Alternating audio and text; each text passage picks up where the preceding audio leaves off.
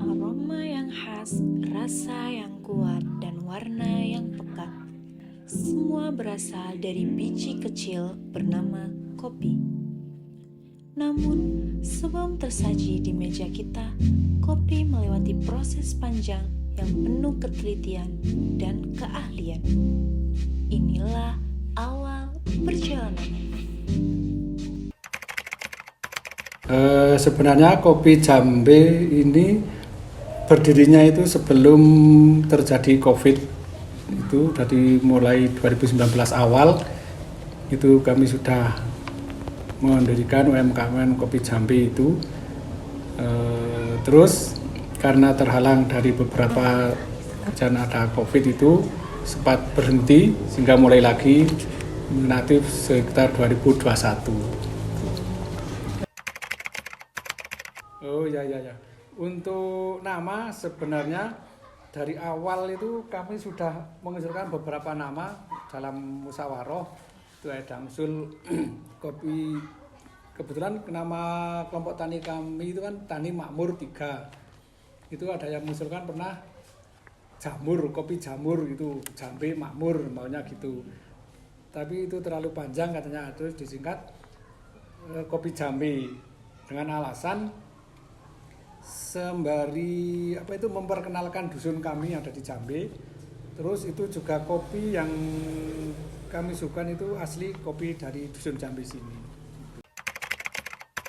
Ketinggian untuk kopi robusta itu di atas 500 sampai 1000. Itu untuk kopi robusta, dan di sini kebetulan dusun Jambe ini rata-rata ketinggian 1000,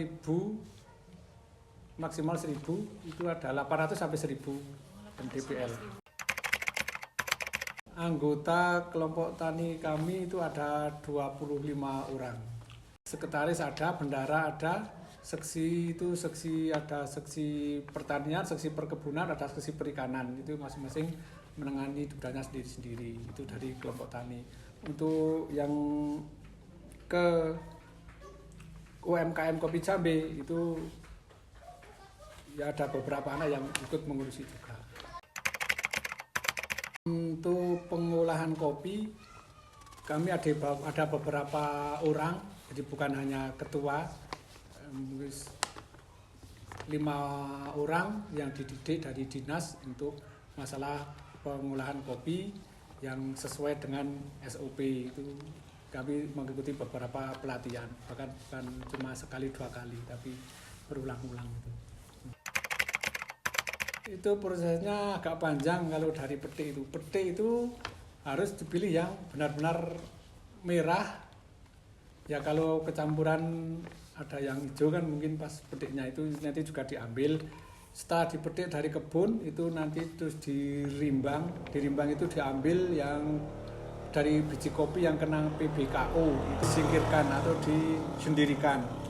Jadi yang nanti ada grade A, grade B itu yang benar-benar yang dipilih yang bagus untuk disimpan. Karena kalau yang ada PBKO-nya kalau disimpan itu nanti lama-lama PBKO-nya tidak mati, itu memakan buah kopinya terus. Itu dari masalah perimbangan atau pengolahan setelah petik. Selanjutnya setelah dirimbang, dicari benar-benar yang bagus. Itu yang diproses ada yang natural, yaitu langsung dijemur, tidak dibuang kulit luarnya.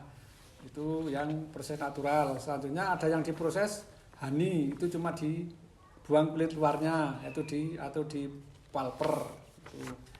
Itu setelah mungkin yang di pulper maupun yang natural dijemur dengan kulitnya, itu kira-kira membutuhkan waktu 15 sampai 20 hari.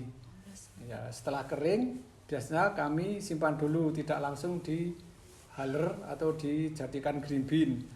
Mungkin ada setelah 1 bulan atau lebih baru dihaler dijadikan green bean. Setelah jadi green bean pun tidak langsung di roasting, biasanya diistirahatkan dulu selama kurang lebih 1 minggu baru di roasting gitu. Perjalanan secangkir kopi nikmat selalu dimulai dari biji terbaik. Inilah awal prosesnya. Biji kopi pilihan yang telah melalui masa panen dan penjemuran dengan cermat. Setiap butirnya menyimpan aroma dan cita rasa yang khas, hasil dari tanah yang subur dan kerja keras para petani. Di dalam mesin pemanggang, biji kopi dipanaskan perlahan pada suhu tertentu. Proses ini menjadi kunci utama pembentukan aroma dan rasa khas kopi. Setelah proses pemanggangan berlangsung, dilakukan pemeriksaan tingkat kematangan. Warna biji diperhatikan dengan seksama dari coklat tua hingga hitam pekat. Tahapan ini memerlukan ketelitian tinggi untuk memastikan hasil yang sempurna, tidak terlalu gosong, namun juga tidak setengah matang.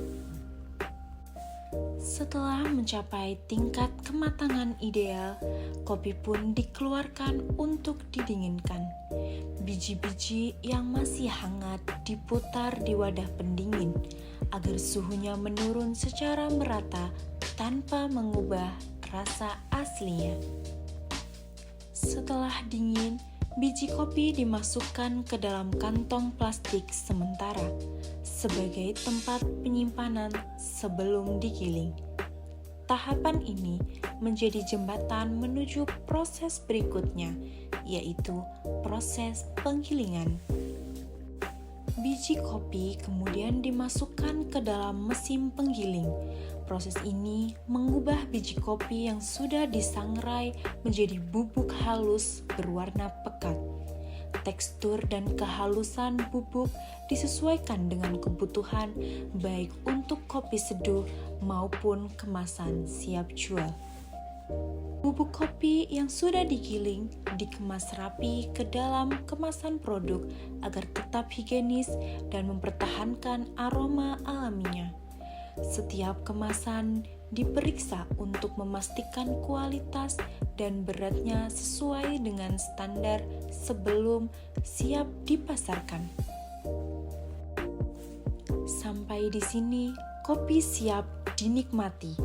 Dari biji pilihan sampai ke cangkir kita, semuanya melewati proses yang penuh ketelitian.